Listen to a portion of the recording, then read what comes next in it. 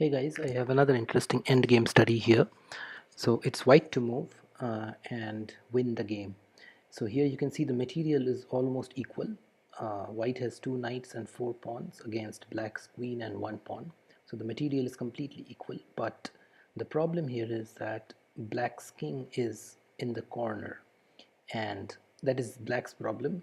And white's pawns are threatening to queen anytime. These three pawns. And White's problem is that these two knights are oddly placed away from the king and away from helping any of these pawns, right? So these pawns are, lone. They don't have any support of these knights, and these knights are doing nothing here except cutting off the escape squares of the king.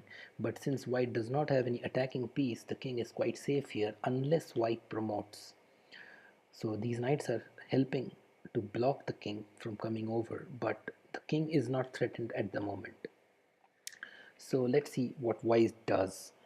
So a usual move in this position is to bring the king in towards the center, centralize the king. So white may be tempted to play king f7, but it's a wrong move, and so is king f8, because with these two moves, the black queen can start giving checks, and there is no way to avoid perpetual. The right move is g7, so that the king can hide in h7 first and then in h8. After that, so after g7 and then some checks, the king will eventually go to h8, and after that there will be no more queen a8 check because white will simply promote and block checks. So let's see the other lines first. So if white goes king f7, then black goes queen e4, then white has to bring in the knights. These knights are doing nothing, so knight e3, because if black takes a knight, then white simply moves to g7 and maybe try to queen any either this pawn or this pawn. So he's ready to give up one knight, but black does not have to take it.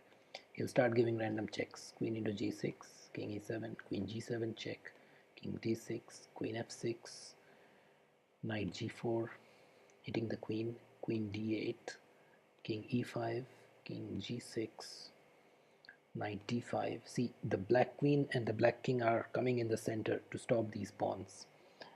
Queen a5 check, e7, queen a1 check, king e6, queen a6 check, king d7, queen a4, king d8, queen a8, king c7, queen a5, king d6, queen a6, and there is no way to avoid perpetual checks.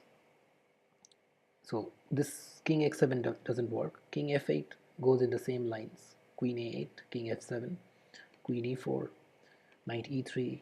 Black does not have to take the knight. He'll start giving checks. Queen g6, king e7, queen h7, king f6, queen h8, king f7, queen h7, king f6, queen h8, and there is no way to avoid perpetual checks. So both king f7 and king f8 is a mistake. g7 is the right move. Then black will start giving random checks. Queen a8, king h7.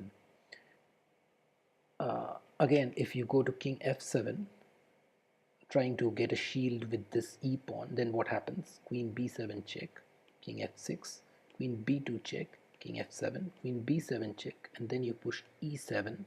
Then you go queen d5 check, king f8, queen f5 check, king g8, queen e6 check, king h8, and queen h6 check.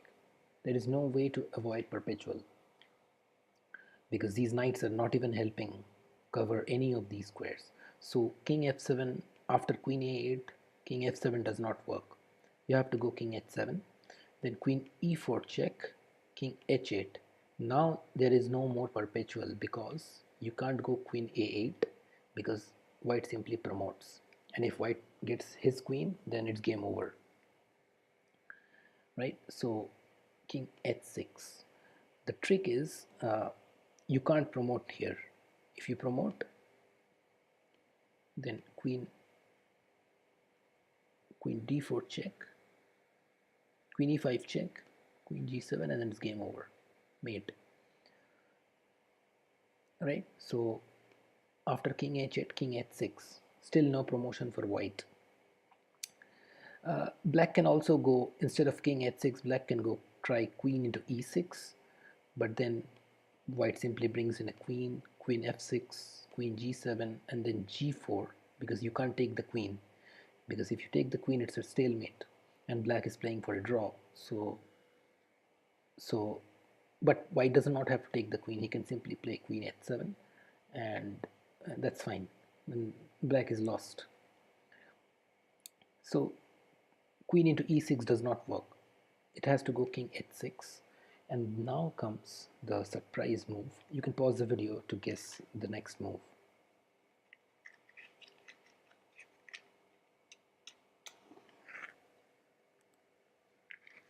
The next move is knight g4 check.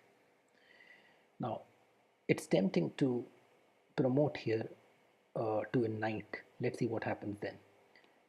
If we promote to a knight with a check, the king simply goes to king g6, and you don't have a follow-up. There is nothing you can do here. You can push e7, but then you can never push e8, because the king simply goes to f7 and then gobbles up this pawn. Or the queen, now this diagonal is open, the queen will start giving random checks. So this promotion does not work. Again, you cannot promote to a queen because of queen d4 check, and then queen g7 check, and then queen g7 mate. So at this point promotion does not work either to a knight or a queen. So white plays knight g4 check. Now here black has to take queen into g4. He can deny, he can go king g6, but then if he goes g6, then you promote with a check, and then king f5 and knight e3 check, and black is lost. Soon this two knights and queen will mate the king, or exchange queens and then promote this pawn and win.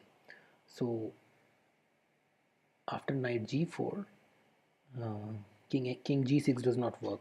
Let's see what happens with king h5. Then simply knight f6 check. So this doesn't work. So the king cannot move. After knight g4, there are no king moves, right? Uh,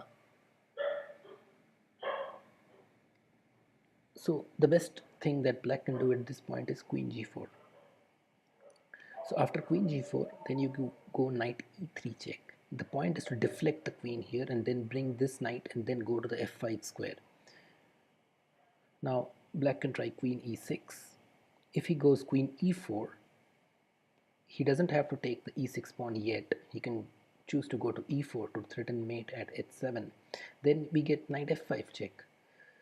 And again, here you can go king g6, queen h5, sorry, knight f5 check, king g6, and then again we promote to a queen and then simply exchange queens, and then these two pawns will queen, right? So after knight e3 check, if you go queen a4, then we get knight f5. If you go king h5, then I again simply promote to a queen, queen into f5, and then I'll give a check and you have to take now, and I'll promote to a queen. So white wins. And again, if you just take the knight with the queen, then g8 equals to knight with a check, king g6, and now comes the fun, knight e7 check, winning the queen, and then I'll promote. The white will promote and win. So in this point, after knight e3, queen e4 does not work, and neither king h5 or king g6 works. White has to take this e6 pawn. Black has to take this e6 pawn. And then again we go knight f5 check. Right? Knight g4 check would be a mistake because queen into g4, and this doesn't work. So knight f5 check, then queen into knight. Now we promote this to a knight. King h5, the king has to move because it's a check from a knight. Now we give g4 check, king into g4 and knight h6, king f4, knight into f5, king into f5, and this pawn will decide the game. So it's a very interesting study regarding knights and promotion. First critical point is this knight g4 check, and then the next critical point is knight e3, after which queen into e6 and then knight f5. sacrificing both the knights, queen into f5, and getting the third knight on the board, knight h5. If you go king g6, then knight e7, g4 check, king g4, knight h6 check, and then it's game over. I hope you like the study.